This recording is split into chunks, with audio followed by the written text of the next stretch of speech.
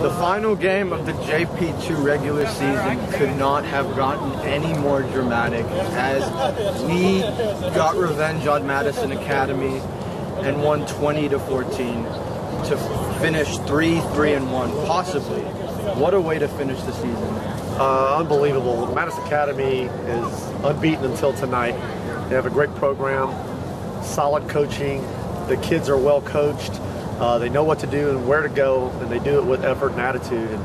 And for us to beat those guys and play as well as we did, and it's by far our best football game, but for us to play as well as we did and beat Madison Academy is a big testament to those guys. You know, if you think about it, we've got 31 eligible players, 35, 36 total, with 4 or 5 of those guys ineligible. 5 of those guys are freshmen. 22 out of the 31 have never played football. The rest of them, the only experience they have is Pop Warner. And considering that we only had 1 player that played travel ball last year, I think these guys did a fantastic job. Very coachable, good athletes, and that's a great combination to have for progressing throughout the season. As you can tell, they played well. They played finally. If you look at it, they finally played. I'm sure you're going to ask this, but they played 4 full quarters. Usually we have a bad first half, and we put 4 quarters together, and I think that showed today. In both the first and the third quarters, you guys started off really strong, scoring 10 points in each quarter. Why was it so important? Well, I think it's a lot of coaches say you want to start out strong and set the tone of the game, get the momentum on your side, and we game planned them. One of the things that we had that we felt we had better than they did is we had better overall team speed. We didn't have overall size, and we didn't have the overall experience like they did, but I know we had a better speed than they did. So we used that. As you can tell, we put them in the first play, we got into our old slot right, and with a tight end. Second play, we went directly into spread offense. And really what it is, spread offense was our 2-minute offense. And all we did was roll left with the quarterback. Slot guy did a flag, inside guy did a 10 and out. We did it to both sides, back and forth, all the way down the field. Christian made a good throw in the end zone, and his #1 priority was to run, using our team speed to get to the outside. So what that did, last time we played them, they put everybody in the box. And we didn't have a lot of plays or a lot of experience. This time they had to spread it out, and we got to the outside of the field. And, you know, they still made some great plays. It was still difficult for us. But again, your question is that, you know, what was so important? The important thing is when we got out to set the tone, and in the second half we told them, now we pick it up. We continue to set the tone and let them know it's not a fluke. And that's what they did again. We got the ball back. We scored, like you said, 10 points in the third quarter. I think the boys, young men, did a great job. You guys made 4 turnovers in this game, and you guys made it when you guys needed to. What changed the complexion of this game? Was it a total of 4 turnovers? 3 picks. It's huge. Anytime you get 4 turnovers against a team, it certainly helps the cause. For them, though, to give them credit, for it to be 20-14 on 4 turnovers says a lot about their football team. Anytime you get 4 turnovers against you, just like we did against Decatur Heritage, it's difficult to win, especially with a ball control team.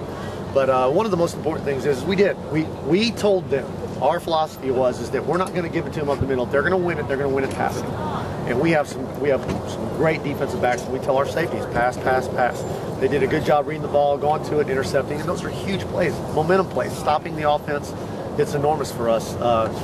You know, the boys played well. They played. The most important thing is they played with determination and they played with enthusiasm, and that's what we preach. So we're pretty excited about it. You guys made 2 important goal line stands. One that resulted in a turnover, and the other resulted at an interception at the very end of the game. What made it so dramatic, and why was it so? Well, at any level, from Pop Warner all the way up to professional, to have a goal line stand in the red zone is unbelievable. But to have 2 goal line stands within the last few minutes of the game is a testament to what these guys have gone through. That they're coachable, they play with effort, they've never stopped believing in themselves, and it's difficult. Football's a difficult game, you know, especially when you think you play a team that you may be better than and you lose. But again, this is a great football team. They have not lost all season until tonight, and for those guys to believe in themselves, and what we did is we had some blitzes on that we don't normally put in. We had a couple techniques that we didn't normally use, but it's tough to do that with college and pro guys. But these guys, listen, they understand. And for us to put it in within a week and then them carry it out to perfection, it says a lot about those guys. Was this the way you wanted your team to finish, especially your seniors?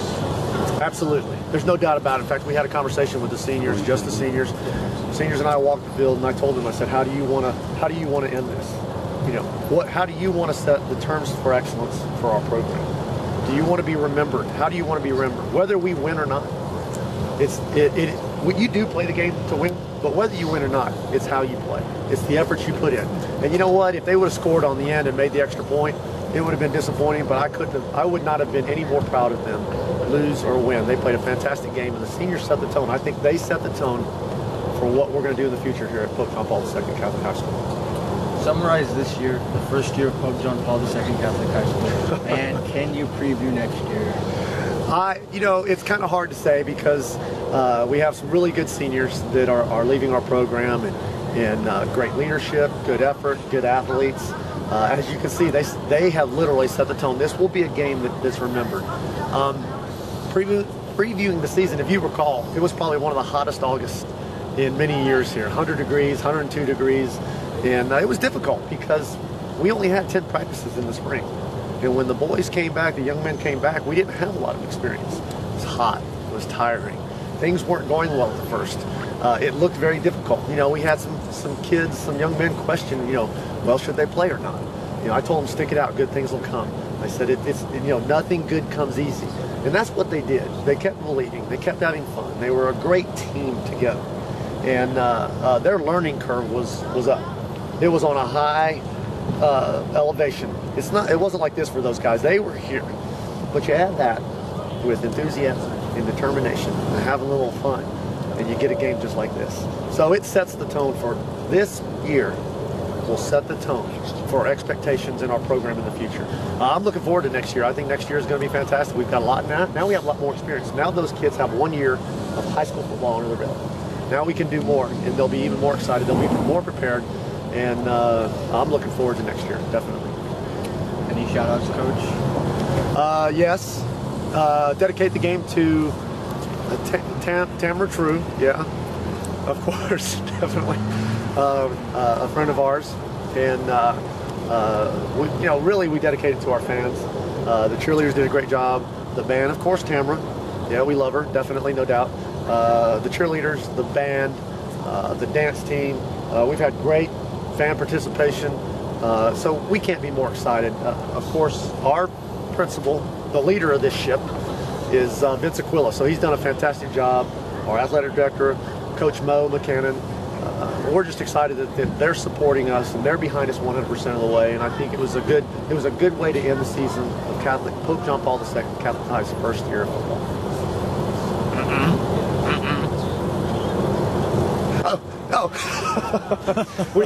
We definitely want to thank our multimedia and statistics crew.